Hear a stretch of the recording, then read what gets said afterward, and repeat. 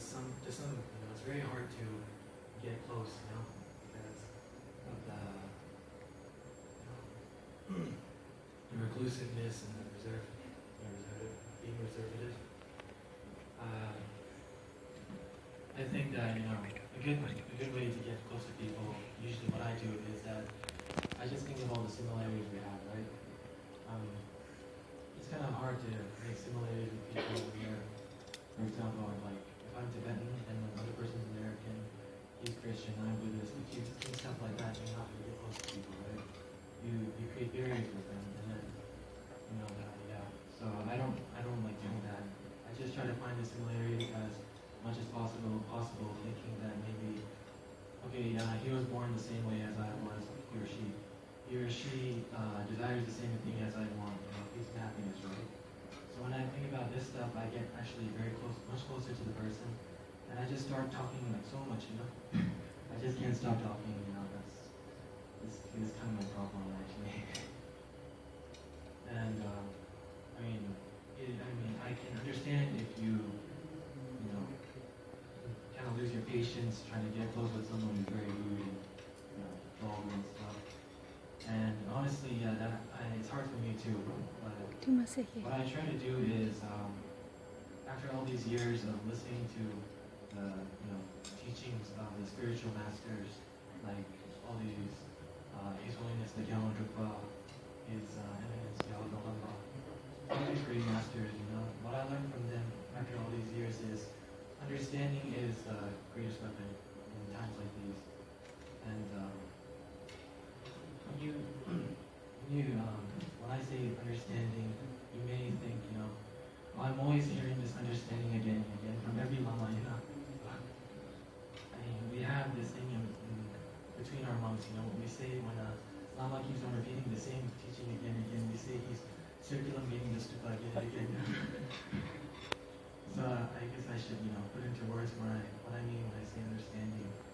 I guess the best way to put it would be an example of me when I was in Delhi with a friend of mine. We took a taxi because we didn't have any cars available at the time.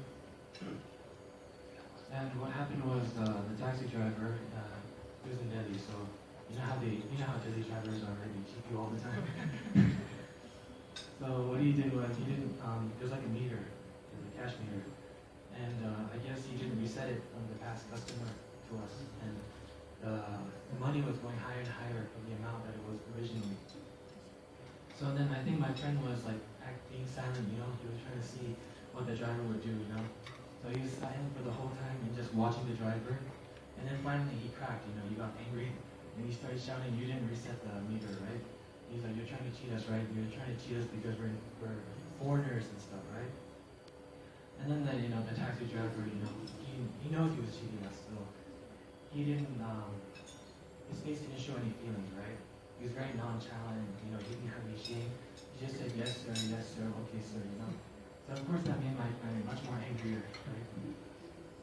So he just started shouting, and then he just gave the taxi driver like very small pay, and then we just got out of the car, the cab,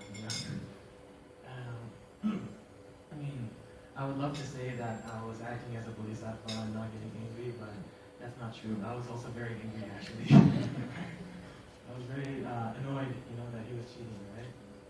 But then, I thought back on the teachings of Gyalwa Drukdra, Gyalwa Lorepa, all these masters, and they say that understanding is the main thing for actually Buddhism itself, because when you want to, you have to, in Buddhism, when you're practicing, you have to understand the pain of others.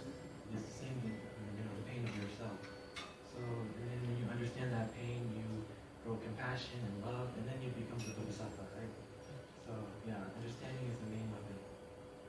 So I tried to do that, and what I thought was, okay, this driver, if I was this driver, I have to wait in the blazing sun of New Delhi. I'm pretty sure all of you know how hot New Delhi is, right? Yeah. So I have to wait in New Delhi sun, waiting for someone to take my cab out of 100 cabs, And then when finally someone comes, usually a foreigner will come, right? In very nice clothing and everything, right? And then when the taxi cab sees him, sad that he doesn't have a good job, he doesn't have much money. So he gets very bitter in his feelings. And then when he sees someone like us all rich and coming from another foreign country to his country, we have enough money to buy ourselves very nice looking clothes and all this stuff. So he gets sort of jealous, And when he gets jealous, he tends to think that, okay, they must have so much dollars and everything, so what's the use, what's the bad thing about taking a few rupees from them, right? So then I thought in that kind of perspective, it may not be 100% true, but I just try to think of it that way, and then instantly, I got much more compassionate in a way. I guess you would call it compassion. Yeah, I got much more, I calmed down actually. I was angry before, but now I calmed down more. I'm not saying that what he did was right? I'm just, it's terrible to cheat someone of their money, right? But I'm just saying that if you have an understanding with someone, then you can actually calm yourself down, not get so angry at them, right?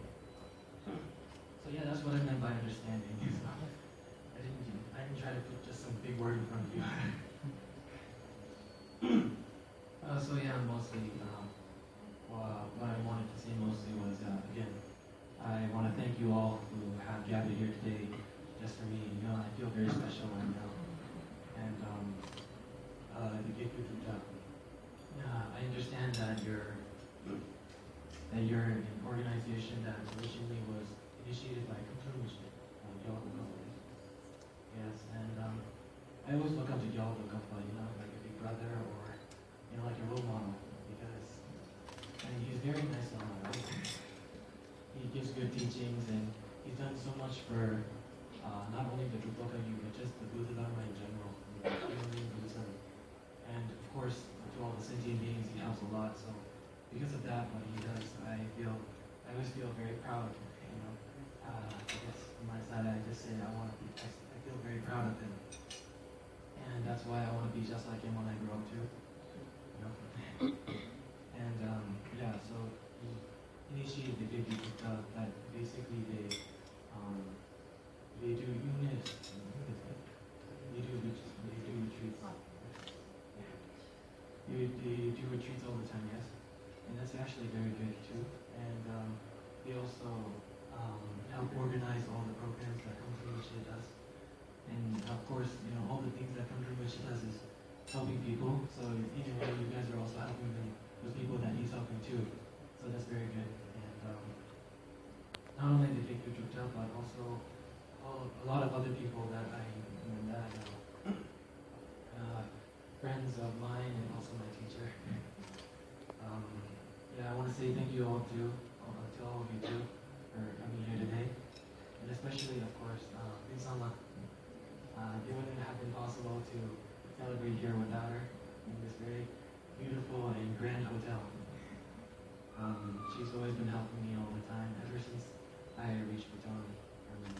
When I first came here, I was a complete foreigner. I didn't know the language, and I didn't really like the food, honestly, sorry. The spicy stuff I can't take.